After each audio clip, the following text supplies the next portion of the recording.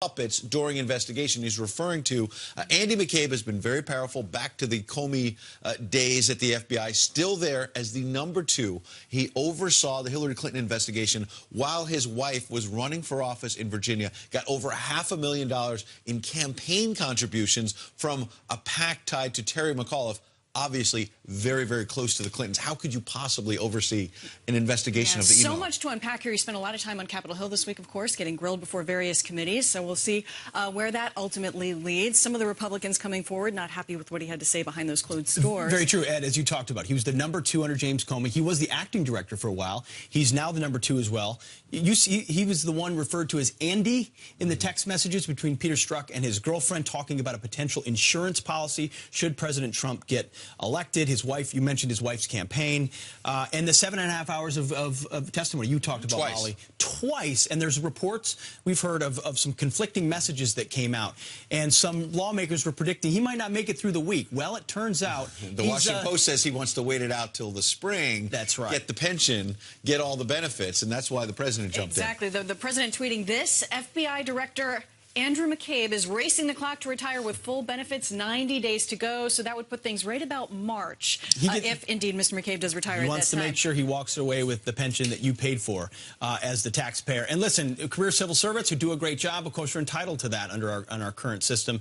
But if he was involved, as some suspect, maybe in substantial politicization atop the FBI, you know, you shouldn't be able to walk away. So a lot more questions to be asked. Democrats are trying to spin this, though, as, look, this is about the president pressuring the FBI leadership, trying to push them aside because he's worried about what they may have on him. Adam Schiff, who has been, frankly, on TV beating up on the president more than he's been behind closed doors working on these big issues, tweeted, FBI would set a dangerous precedent if it forced out dedicated career public servants in capitulation to Trump and White House pressure. President has already removed one top FBI leader, Comey, over Russia. McCabe would be another. That's right. Schiff has also come down hard on Republicans as well, just in general, talking about this idea about pressure happening in Washington and the political ramifications. You know, you talk about Democrats and their talking points. So, of course, I opened up the failing New York Times this morning to see in the print edition where they would talk about this. Nowhere in the print edition. So you have to go online where Adam Goldman, if you read Adam Goldman's Twitter feed, by the way, a so-called journalist, it leads like a left-wing missives, but I'm remiss. He talked about how highly intelligent, intelligent Andrew McCabe is, how he's beyond reproach, and he's got universal respect for standing up against Trump. Listen, I'm sure this guy's done a lot of good things in the FBI, but if ultimately he was part of, and we've got other names of where this FBI shakeup is coming from, if he was part of that, then places like the New York Times should be treating it for what it could be, as opposed to burying it online. And the Democrats are trying to say it's about politics. I want to explain that, but first the shakeup. James Comey, fired by the president. We'll get into that. Andrew McCabe, reportedly retiring. General Counsel James Baker reassigned. Peter Strzok reassigned.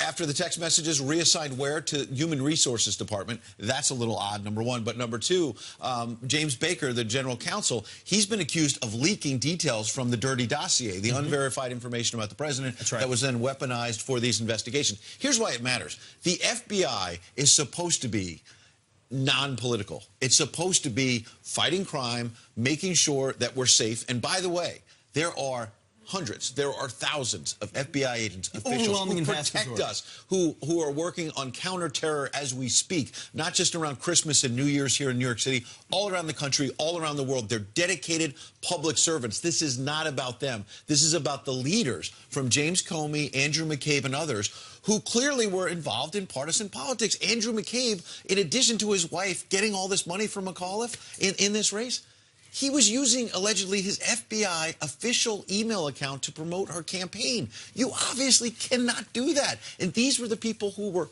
investigating Hillary Clinton. And when you talk about the reshuffling, James Baker, that is potentially a big deal. This is the general counsel who would be read in on all of these investigations. So for him to be moved, I mean, this is really a significant person at the FBI and someone who was brought in by James Comey. And this isn't done. I mean, Andrew Weissman, who went to the Hillary Clinton victory party that ended up being a defeat party, is still the #2 of the special counsel of the Bob Mueller of the Bob Mueller so-called investigation, which the president calls a witch hunt. I mean, you talked about Andrew McCabe. Mccabe, with a photo surfaced as well of him in a campaign T-shirt for his wife. Listen, his wife's running. I get it. You're going to support your wife no matter what. But the idea of where this money is coming from, and it's so directly coming from the Clintons, while he's supposed to be investigating the Clintons. Or at least people close to the Clintons. It just doesn't look good. And what you talked about, Ed, is so right. We have to remember how many great and faithful servants there are at the FBI who do so much work. But you know what I think a lot of Americans feel like? We're finally draining the FBI swamp. Not at the bottom, but at the top. So that those officials doing the great work are doing it in a way that is totally nonpartisan. And it's draining itself at this point. They're retiring because the truth is likely coming out. Right, the Democrats are trying to say they're retiring because they're getting pushed out under pressure from the president.